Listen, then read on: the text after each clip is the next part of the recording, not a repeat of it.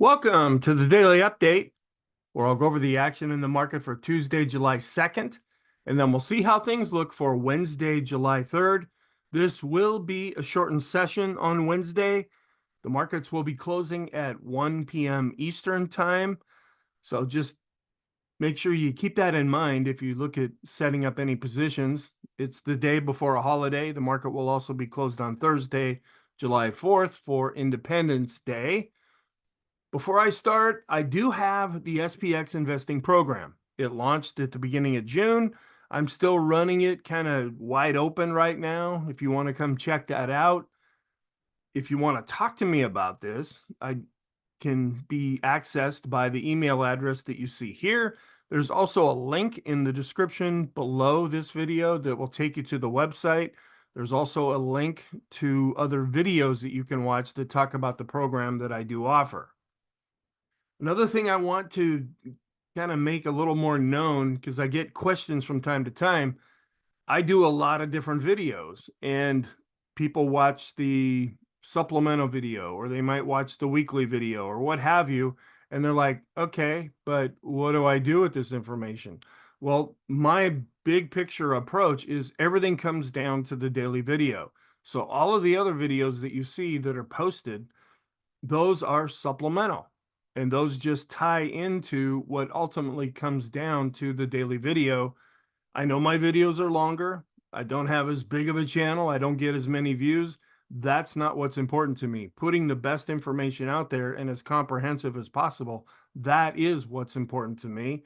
And by doing it this way, I feel I can approach that goal. Now, if you have other ideas, there's other videos that I'll be doing within the program itself. I want to break down sectors more. I'll take a little bit longer approach in that, maybe looking at more monthly charts for really long-term portfolios, and then other topics that I'll be covering. But if you see an area that I'm not necessarily covering, because I focus right on the S&P 500, please feel free to let me know about that. Right at the open on Tuesday, we had a lower open. The futures were fairly negative, and it looked like, okay, here we go. We're seeing some potential weakness starting to develop in the market, but that didn't last very long. Right after the open, prices rose up above the daily pivot at 54.67, and then we got to the unchanged level. So we went positive for a while. Then we came back down to the unchanged level, and so we hit that level. Well, we went through it once, and then it acted as support the second time around. And so from there, things started to get more positive. There was some Fed speak that came out that the market liked.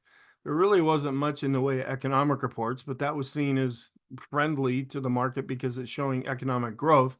But prices then rose above R1 at 54.88. We got above R2. So now we're back to dealing with this 5,500 level, and we actually were able to close above that. And we set the intraday high at just under 55.10, right going into the close. So that is positive. We closed at 55.09. So now we're above the 5,500 level. We were up 0.62% on below average volume. This is not really a surprise. We're running into a holiday week here. Our technicals, we are positive. Now, on a trending basis, when you use moving averages and what price is doing, yeah, that's positive. What we're seeing that's giving us some concern is under the surface. But this has been building for quite a while now and doesn't seem to have any real direct impact, at least to this point. Now, at some point, that may come in and actually matter, but it's like people are looking at the price of the S&P, it's going up, and that's all they're really concerned about. They're not really focused on, okay, is this a real solid foundation that we're being built on, or is it a more of a foundation built on sand at this point? And it's about inflation and interest rates. That's what it's always about, specifically in this type of market environment. We'll be getting a lot of economic reports on Wednesday. Some of them, according to the calendar, are going to come out even after the market closes. So, and then there'll be the futures that trade on Thursday because the rest of the world's open. And then on Friday will be a chance when the market can really react to not only what transpires over the day and a half, but then we have the employment situation report coming out and another inflation report that'll be due out in Friday's session. So there's still some big things yet to come. And then we want to keep an eye on all the different geopolitical events that are happening, not only in the world, but within the US itself. Some comments. Both the NASDAQ and the S&P closed at new all-time highs. Mega caps had another good day, and that's really what's been holding up the market. Chairperson Powell did give a speech, and he said that there's been some progress on lowering inflation. Well, we can kind of see that in the reports that are coming out. But the Fed wants to be more confident that we're getting down to that 2% level before loosening its restrictive stance. That just means lowering interest rates. And so this is not necessarily anything new. It's tying into the same scenario that we've been dealing with. We are still negative with the parabolic SAR. It's going to take a real upward thrust to turn that back to positive. And that to me is one of the primary indicators. We do have kind of a list now on a short-term basis. We have the Williams percent R, that's extreme positive, as is the CCI 14. That's the shorter-term version of those indicators that I use. The stochastics, which have been on the list, and then the RSI based on 9 periods. We even have a couple of intermediate-term extreme positive readings. The rate of change, haven't seen that one in a while. Going back 50 periods, it's looking pretty extreme. I'll show you that chart, and then the RSI based on 14 periods. The scenario is about the same. The market is still kind of figuring that if the Fed is going to cut rates, it's going to be in September. And it looks like there'll be one rate cut instead of three, which had been anticipated before. And we're still not really sure about that. We might end up not getting any rate cuts in 2024. The dollar was down and interest rates were down. This also helped give support to stocks. We closed at 4.44% for the 10-year yield, where we had been at 4.48%. We're still inverted with the yield curves. Sentiment is neutral. We're at that 50 point right now, where we had been at 48. And then our trend, we are still in a trending environment with the ADX above its moving average, and both are above 20. With the up day, our bias is positive, and I'm still keeping the momentum at mixed. We're more or less range bound. And even though we set an all-time high, we're just kind of at the high end of the recent range that we've been in. We're not really breaking out to this point. And I'll show you that when I go through the charts here. We just got the JOLTS job openings, which came in showing that there are 8.14 million job openings. And that's up from the 7.919 million that we saw last time. Here is a chart of that where we had been tapering off here. Well, now it bounced back up, and this is still showing, at least according to this report, that the employment situation is strong. Now we're going to get the weekly jobless claims. We're going to get the employment situation report. There's other employment reports that'll be coming out, and sometimes these all contradict each other. Here's some Isabel Net blog charts just showing you the recent technical score according to Simple Visor. We're coming in at 84.48. When we get above this 75 level, these are the red areas that we're in right now. We're starting to look a little overbought or extreme positive. Then looking at the ISM manufacturing, which came out in Monday's session, that's the yellow line here, and it's actually declining, and we're below 50, and that's showing a contraction. Well, we've been falling back a little bit on a year-over-year basis now with the S&P 500. And then here's another one of these great charts. Only 30 stocks make up over half of the index. You got the 5 stocks, which are 30% of the capitalization. Well, here are just the number of stocks. And it says 30 largest S&P 500 members as a percent of total market cap, right now at 53%. I did find some interesting charts on Twitter. This came out from Sentiment Trader, where it's kind of strange what we're seeing in this chart, where we're seeing they use a thing called smart money versus dumb money. Smart money are the big institutions and the folks that really control the market and really know what's going on. The dumb money is pretty much everybody else, including you and me. We're getting pretty high readings for both right now. It says among the several oddities happening in technicals right now is that sentiment is acting rather oddly. Dumb money confidence has been stagnant, even though it's still kind of above here with the red line. It's still been above this dashed line. But the smart money is rising because smart money has been rising and dumb money is still high. Both models are above 60% with the confidence level that they have. And this is highly unusual. A lot of times you can see going back in the past, these tend to move in opposite directions of each other. Now they're having a tendency to be more at the same level. Not quite sure what to make of that, just that strange things are happening. This is on pace for a record low percent of stocks that are beating the S&P 500. We're getting a very low reading right now, where it still continues to be that a small number of stocks are really holding the indexes together right now. Now, we are seeing some improvement and some shifting around in other sectors, but right now we have to look at what we're seeing as far as what is really leading the market. Then this is, I used to show this every weekend. There was a website called currentvaluation.com, I believe it is. And it had some longer term charts that I would go over in one of the weekly videos, but they don't update it very much. And I haven't been there in a while. I like the site. I like what they're trying to do, but if they don't update the charts, it's useless to us. Well, one of the things is called the Buffett indicator. And this particular version of it takes the Wilshire 5000, which I show a chart of that in every daily video. That's a broad market measure, and then compares it with GDP. And when this gets to a really high reading like it has in the past, this is a bit of a concern. Well, we got to a really high reading right at the end of 2021 after the big run up that we saw, and then we went into 2022. This is coming up to kind of a high reading again. Now, this is bigger picture, longer term, and there's nothing to say that this can't go higher than where it's at right now, but it's something that we want to be aware of.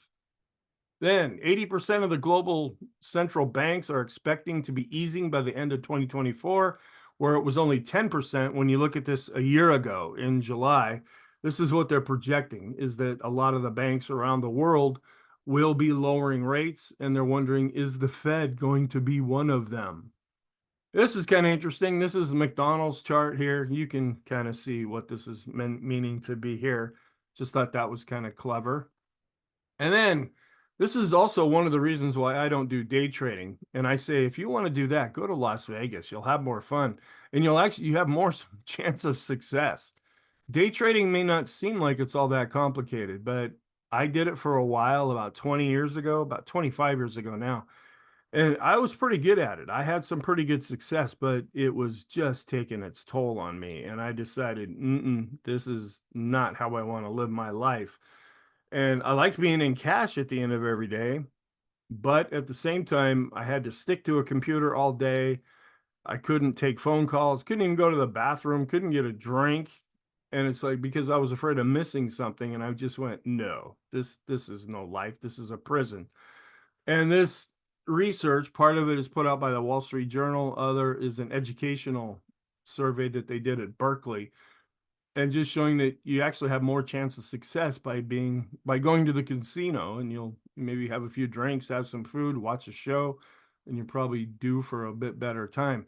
But day trading seems simple, and it seems enticing, and it seems like something, it's like, well, I could do this, but it's very difficult to do in real life under real-time conditions when you've got money on the line. That's where I come out. Now, some folks that watch my videos, they are day trading, and that's cool. And if you like it, and if you're successful, great, go for it. And if you're finding it fulfilling to you, then keep doing it. But most people don't succeed at this, even though it may not sound like it would be that difficult of a thing to do. All right, let's go back and talk about our charts here, where it looked like we were chopping around and possibly getting ready to break a little bit lower as things were opening up. You can see all these candles here where we kind of opened and closed, even though we were drifting up a bit. We finally went positive, but then we came right back down to the unchanged level. And then it was after that when the market started to take off, and this gave us a little bit more confidence. We got above R1, we actually got up to R2, and then closed well above R2, right to close at the high for the intraday session. And we were looking a little more negative. You can see where the futures were dropping off here before we opened, and then we saw more of the power coming later on during the day. This is still looking positive. We're still seeing the blue line above the red line, which on an intraday basis shows growth outperforming value. Here's the ratio for the S&P, also showing some improvement after it had been falling back. That's positive. Our end of day charts growth was up a lot more than value. and value or growth was up for the mid caps, but up less. It was up more for the small caps. So with our end of day charts, not seeing much of an improvement with the small caps, actually a little bit of a decline with the mid caps, and still hanging in there and holding up a little bit better with the S&P 500 growth to value ratio. The ETFs that we look at are continuing to go up, showing that growth is outperforming value. Not seeing much of a change here. In fact, we actually declined with the equal weight being down on the day. The staples were down, so we saw the ratio ended up going down as well. So there's really no leadership going on here, even though Tesla had a pretty good day. Large caps coming back and setting an all-time high here with this particular ETF. Not an intraday high, but a closing high was set. And the large caps continue to bounce back up. I know this looks like it's going down. We were going down, but now it's bouncing back up. This downward move was Friday when we had a down day for the S&P and the large caps when the Russell was doing its rebalancing. And so we are bouncing back up again here. The Wilshire, this is the broad market measure that we use to look at the Buffett indicator versus GDP. This is closing at an all-time high. Our trend, we're still going up with the ADX. We're above the moving average, even though we've been pretty much chopping sideways with price. And you can see here, we're just kind of at the high end of this range right now. We closed at an all-time high, but we didn't surpass the all-time intraday high that was set back on Friday. The green line is on top and it's starting to go back up. So this is turning back a little bit more positive. And short term, we're starting to get above this 40 level now. Now, there's nothing magical necessarily about that, but we typically, when we get above this 40 level, that's when we just start to make some notice here. And then we see if it's confirmed by the intermediate term chart. We did drop to below average now for the last few sessions when it comes to volume. Sentiment, not really showing much of a change with the Ulcer Index. We don't have the latest reading yet for Investors Intelligence. Coming down with the VIX, closing down at this very low reading here. And this is typically when we see the best annualized returns. But at some point, it's also suggesting there's not a lot of fear in the market. And we're also coming down and close pretty much at the bottom with the bar chart. And with the update, we declined with the VIX of the VIX, both with the bar chart, and we ticked up a little bit on a closing basis, though. The MACD is finally starting to drop below the moving average here when we look at the momentum for the VIX. So it's finally picking up that the VIX is starting to go down on a momentum basis.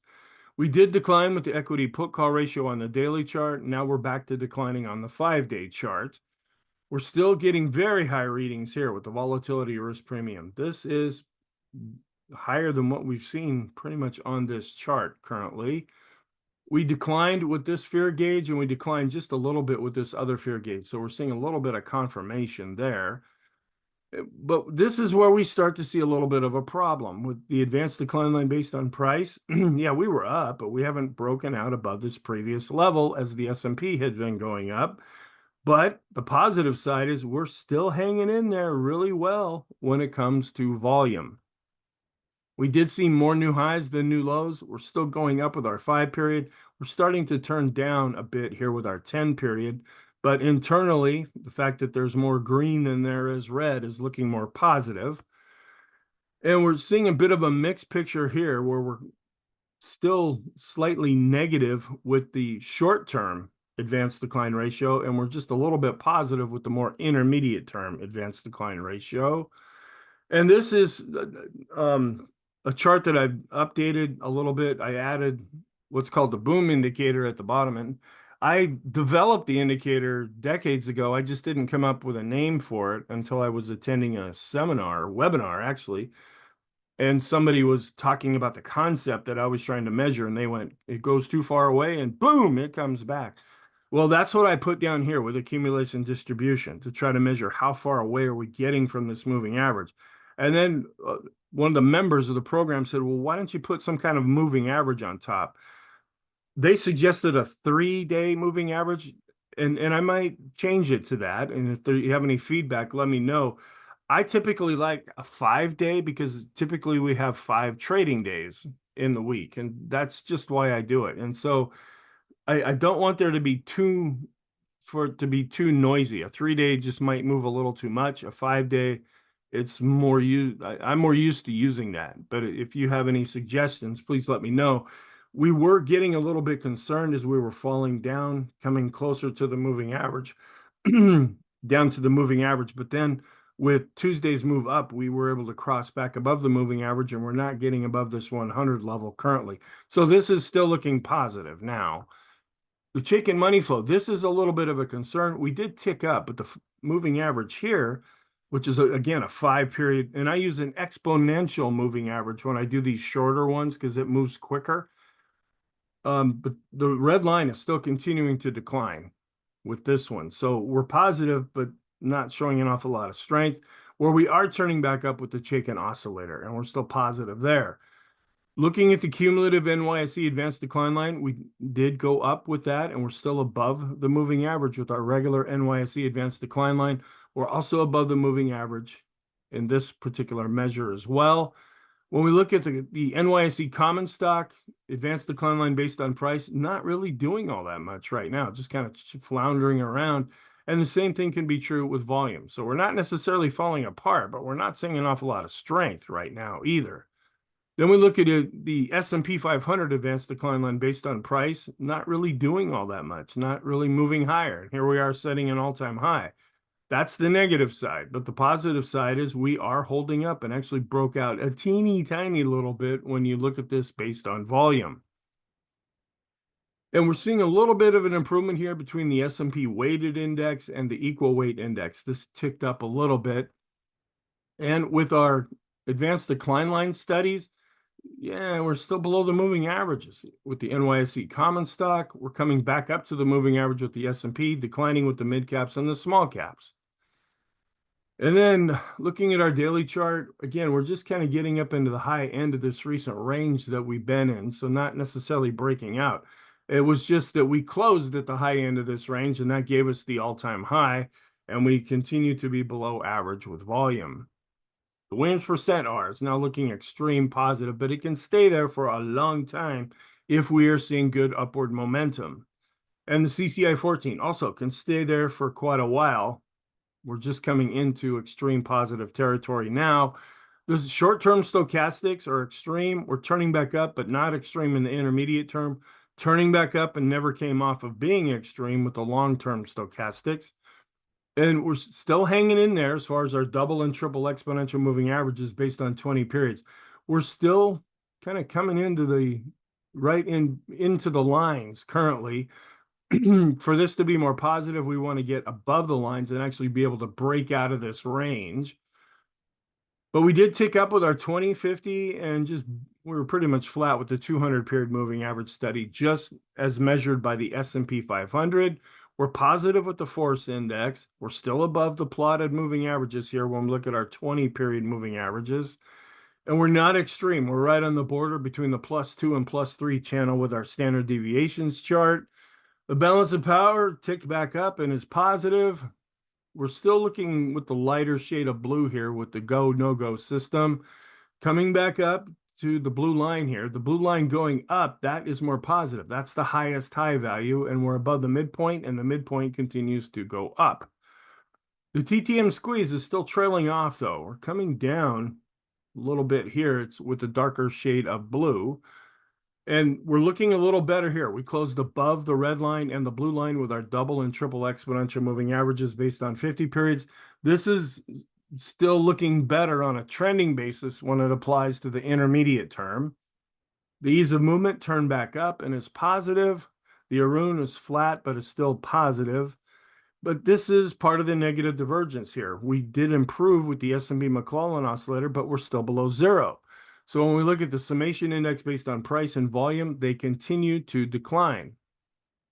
We turned just barely positive again with the NYSE McClellan oscillator. So that's looking a little better, and you can't see it, but we're trying to turn up just a little bit with the summation index on the NYSE based on price and volume, even though you have to really, really look hard to find that. We're seeing a bit of an improvement with the Swenlin trading oscillator. We're still below zero based on price, and we're turning back and looking a little more positive based on volume.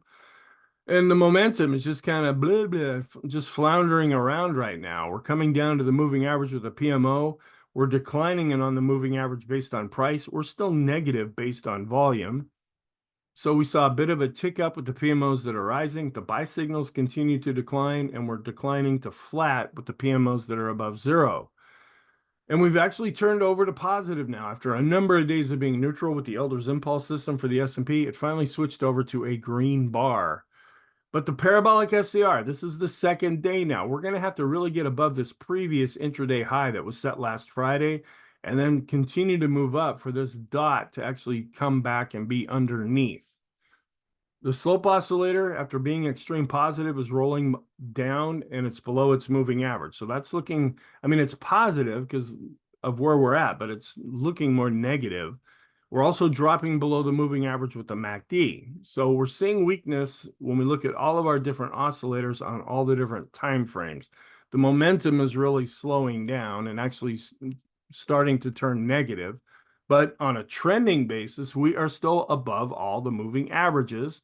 And this is a little bit of a surprise too. We had an up day, closed at an all-time high for the S&P, and the bullish percent index went down. Now it's still above 50, so that's positive, but it's just not confirming what we're seeing with the price of the S&P. We're actually starting to drop negative with the NYSE bullish percent index. This barely dropped below 50. And we're flat with the NASDAQ 100 bullish percent index, but we continue to be positive. The money flow is still below 50, so that's turning more negative. And we continue to go up with the ultimate oscillator after it dipped below 50. So this is still positive for now. We're showing some improvement here with the vortex. The green line is starting to turn up. And we're looking extreme with the 14 and the 9-period RSI. We are positive with on-balance volume. We're above the advancing moving average. We're showing some improvement with those stocks in the S&P above their 20-period moving averages, but we're still below 50. And so we're seeing a little bit of an improvement here, but no real major upthrust yet. As we look at the bars here, we've just been chopping sideways. And we're still negative with those stocks above their 50-day moving average. We're still below that 50 level, showing a little bit of an improvement and just barely back above 50 with those stocks above their 100-period moving average. And still declining with those stocks above their 200-period moving average. This other momentum oscillator, the Copic curve, continues to be negative. Pring bottom fisher, for some reason, is still generating a buy signal. We turn it back up and not necessarily too extreme with the Sean trend meter. This is the rate of change. Haven't shown this in a while. There's barely been no need since the beginning of 2024. This looks at right now and goes back 50 periods ago, and we're starting to get above this red line. Now, I put the red line on here, and I put it at the round number of 10. So we can still go higher than this, and it doesn't necessarily mean a reversal. Now, here it kind of did, and this can also mean some kind of a top. But see, when we had one a year ago in July, we were getting a pretty extreme reading, but we still had a ways to go up before we started turning down. And we didn't really slow down all that much at the beginning of 2024. We just kind of went sideways for a bit before we broke out to the upside. So this is not necessarily a doom and gloom type of a reading, just something that we want to be aware of. This is still negative. The broad market measure of the 5-period moving average of the highs minus the lows, we're still below zero. But this is positive longer term. A weekly chart of the S&P, we're still above this R2 level. We closed it at 5509. This R2 is at 5451. And just keeping this fib line, the fib retracements on here, just in case. And if we go back and set another all-time intraday high here, then I'll readjust this chart. And we're just kind of going around with these fib extensions. We have not broken out yet. We're just at the higher end of this range for the S&P. And we're looking a little bit better here with the Heikin-Ashi, with the open candle there. But we're still negative, but now pointing up with the Kegi chart since it turned red. The Renko chart is still positive, and the 3-line break is still positive. And we're seeing a little bit of an improvement here with the 150, but really no improvement with the 200. And this is that longer-term negative divergence that I referred to. We're negative with the mid caps in the short term. All the other time frames are positive. Based on bonds, we're negative in the short and long term. We're positive in the intermediate term. No changes, excuse me, with the decision point scorecard. Saw some nice little blue or green right to begin the day, then a few red areas here where the I picked that out in the video here where we dropped below 50 with the bullish percent index for the NYSE. And the tech sector seeing some weakness now. It had been positive, but it's crossing below 70. When it's above 70, that's an extreme positive reading. And of course, we got above 5,500 for the S&P, and we got above 17.8 for the NASDAQ. All of the sectors were up except for energy and healthcare, and we actually saw discretionary doing about the best. Tesla had a pretty good day, and I'll show you that chart later. The financial sector, which we were getting a little bit concerned about that, but seems to be doing better now, and communication is one of the more growth areas. And we're looking positive here with the NYSE new highs minus the new lows. Just looking at the raw score from day to day, we are still above zero. And when we look at the S&P and compare it with the equal weight, we're seeing a bit of an improvement there, but the ratio continues to go up. That's what's holding the market together, are the really big stocks that have the most impact on the S&P 500 weighted index. The Dow's just kind of meandering sideways these days, but is still above its 50-day moving average and still above this pivot point for July. And we switched over to positive after being neutral the last number of days. The NASDAQ was able to get above this pivot point. This had been acting as overhead resistance. This could be positive. We got above it and closed above it. Can we hold on to that is the question now. We also got above this pivot point and these recent highs that we set here to close pretty much at the high for the day for the NASDAQ 100. That could be positive if we can hold on to that. And we're turning back over to positive with the Qs when looking at the Elder's Impulse system, but the momentum for the NASDAQ 100 is negative. Now it's turning up, but we have not crossed above the moving average at least yet. And looking at the fib extensions, we're just coming into the high range here too. We want to really break out to see that this is more positive. The small caps, they were up 0.4%, but not able to get above their 50-day moving average. They've gone from negative to positive with the Elder's Impulse system. And looking at the Russell 2000 small caps, we're a little bit above 50 with the RSI. We're just a little bit below the 50-day moving average. The momentum is trying to improve and turn positive, but it's not really showing a lot of conviction yet. The mid caps, a disappointing area. We were up 0.35%, still below their 50-day moving average, and they continue to be negative with the Elder's Impulse system. The total U.S. stock ETF setting an all-time high there as well. Apple had a pretty good day, up 1.62%. I believe that's a closing all-time high. Tesla was up over 10%, got above its 200-day moving average. And if this can really kick into gear and keep going up, eventually we might see a golden cross, but it's going to take a while for that to develop. And you can say what you want about Tesla. It's overvalued, undervalued, priced just about right, whatever. But it is an impactful stock, and so that's why we follow it in these videos. NVIDIA was actually down 1.33%, but coming off probably seeing a little bit more profit taking, but still well above its 50-day moving average. Microsoft setting another new all-time high, up over 0.5%. Meta was up 0.96%, but not necessarily setting an all-time high. Amazon setting an all-time high here and looking fairly solid. Google was up 1.23%. Not quite sure if that's an all-time high there. Netflix was up 0.89%. Still has a ways to go to get back to its 2021 all-time high. The FANG index did set a new all-time high. It's looking quite positive. Financial sector getting a little bit further above its 50-day moving average. That's positive. And we're still declining with our staples to tech ratio. We want this to go down. We want tech to outperform if we want the S&P to go up. The dollar continues to be in an uptrend, even though it shows it up here. That's in the overnight session. But we actually declined slightly here. But this uptrend could be pressuring stocks. We look at the correlation between the S&P and the world index. We had been seeing an improvement with the 10-period correlation. Now that's dropping off a bit.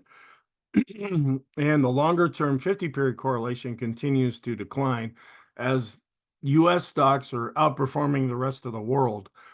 Excuse me. All right, looking at the staples sector, just still above its 50-day moving average, seeing a bit of an improvement with the relative strength momentum and ratio down here. where the momentum is positive, but the ratio is still below 100. Utilities were up 0.5%, coming almost back up to their 50-day moving average, seeing where the momentum is positive, but still looking negative with the relative strength ratio between utilities and the S&P. A little more positive here with the momentum, showing some improvement with momentum, and then the relative strength down below when we look at real estate. But it's been chopping sideways, but it's still in an uptrend and above its 50-day moving average. And energy, we don't know if this is defensive or not. We just want to keep an eye on this. It just cannot close above its 50-day moving average at the present time. We did decline with the 10-year yield, and that gave support to stocks. We were up with the 10-year based on price. Still looking like we're going to favor a soft landing here. When we compare stocks with bonds, this continues to go up, and we're well outside the rainbow. We're still declining. This is an inverse of the previous chart. This is declining, showing how bonds are underperforming. We're looking at 1 to 3 month T-bills and comparing it with 3 to 7 year bonds. It ticked down a little bit, but this going up is a concern to us. The S&P 1500 to short-term bonds shows that stocks are outperforming. Another broad market measure looking at 3 to 7 year bonds shows that stocks are outperforming. And this continues to go up, even though it ticked down a little bit. We're a little bit concerned about what's happening here, because when this is going up, that means there's inflation and interest rate concerns. And we're also coming back up to the high end of the rainbow, but we've been juggling around so much, this rainbow looks more like spaghetti right now when we look at the 1 to 3 year bond and compare it to the 3 to 7 year bond. But the Qs are outperforming 3 to 7 year bonds. And the tech sector is really outperforming 3 to 7 year bonds. Home construction, this is a concern to us. We're wondering, are we going to come all the way down to this black 250 period moving average before we finally find some support? That's what happened back in 2023. Is something similar to that going to happen this time? Or are we going to fall through and keep going and see more deterioration of this rainbow? The Eurozone still kind of in the middle of the rainbow right now when compared to American 3 to 7 year bonds. And then we're seeing a little bit of an improvement here with the Qs to S&P. That's looking more solid, a bit of an improvement. The moving average is starting to turn up when we look at discretionary to the S&P, and large cap growth is outperforming large cap value. So we're seeing some improvement with our growth to value ratios here. And the large caps are looking okay, but not much of an improvement with the mid caps, and actually under the moving average with the small caps. We look at the 19-day advanced decline ratio. We're still negative based on price. We are positive based on volume. The S&P to utilities ratio continues to go up. That is positive for the S&P. The staples to S&P ratio continues to go down. That's also positive for the S&P. So what are we looking at for Wednesday? The market will close at 1 p.m. Eastern time, and then it's going to be closed all day on Thursday, July 4th for Independence Day. I will be doing a video. It'll be available to members while the market's closed. It won't be available for public viewing until we close in Friday's session. I believe that's how that will work. The technicals are positive. We're seeing these negative divergences that are causing us some concern, and there is some weak areas that are developing. This is the big day for economic reports, and bear with me if I get some of this wrong. I'm just working off of these calendars, and sometimes there's discrepancy between the multiple calendars that I look at. We're going to get the MBA NA Mortgage Applications Index. We get that every week. We're going to get the ADP employment change. And then instead of being on Thursday, since the market's closed, we're going to get weekly jobless claims and continuing claims on Wednesday. The trade balance and factory orders are coming out. And then this is kind of a mystery that the meeting minutes from the last FOMC meeting will be coming out about an hour after the market closes. And then all the different geopolitical events. There's still some escalation concerns happening in Israel, where instead of focusing on Gaza, now the shift seems to be taking place over to Hezbollah. They're a lot bigger. They have a lot more powerful weapons, so that could escalate at some point. And then when we come back on Friday, we'll get the employment situation report and the ISM non-manufacturing. And here's the whole list for Wednesday's session. Nothing on Thursday, and then the big employment report on Friday. Seasonality, the day before the July 4th, which this year ends up being July 3rd. Imagine how that works out. We are positive seasonality wise when we go from 2002 to 2023 with all three indexes. And we see a little bit of positive seasonality here during an election year, but then we might see a little bit of a pullback seasonally after that. And Wednesday is the most negative day of the week, according to how things played out in 2023. But in the bigger picture, we are looking at a period of time, not straight up. There will be dips along the way here, but June, July, August, and even into September during the fourth year of a presidential term tends to be positive. And then we're also seeing this, the NASDAQ 12-day mid-year rally from 1985 to 2023.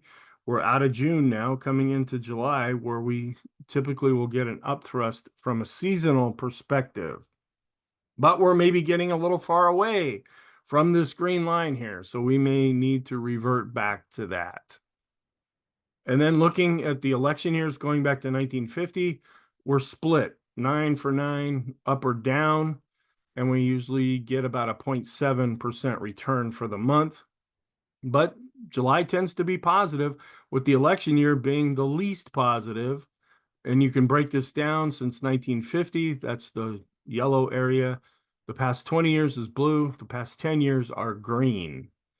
And then this is a period of time which we call this the summer rally, which sometimes may end up actually happening and have pretty good returns.